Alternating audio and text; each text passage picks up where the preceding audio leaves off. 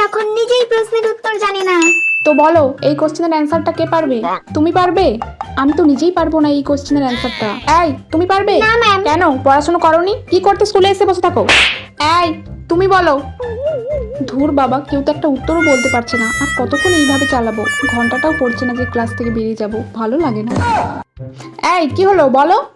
এই তোমরা টিউশন কার কাছে পড়ো? ম্যাম আপনার কাছে। ঠিক আছে, তুমি তো তাহলে জানো নিশ্চয়ই, তোমাকে বলতে হবে না। অন্য কেউ বলো। এই তুমি বলো। ম্যাম আপনিই বলে দিন না। আমি কেন বলবো? তাহলে তো তোমরা এমনিতেই জেনে যাবে। তোমরা তাহলে বাড়িতে কি করো? হ্যাঁ, উফ কি জ্বালাই পড়লাম রে বাবা, কেউ তো একটা বল। সব গাধা, আমিও গাধা আর তার সাথে ওরাও গাধা। ম্যাম বলবো? হ্যাঁ বলো। নিজে তো জানি না, যা বলবে তাতেই হ্যাঁ বলে দেবো। হ্যাঁ অ্যানসারটা 2 হবে বাহ, ম্যাম। ঠিক বলেছো, ভেরি গুড। এই শুনেছো কি বললো? তুমি কেন পারলে না? হ্যাঁ শুনে নাও ভালো করে, কালকে যেন তোমাকে জিজ্ঞাসা করলে অ্যান্সারটা বলতে পারো। উফ বাবা, এতক্ষণে ঘন্টাটা পড়লো, বাঁচলাম।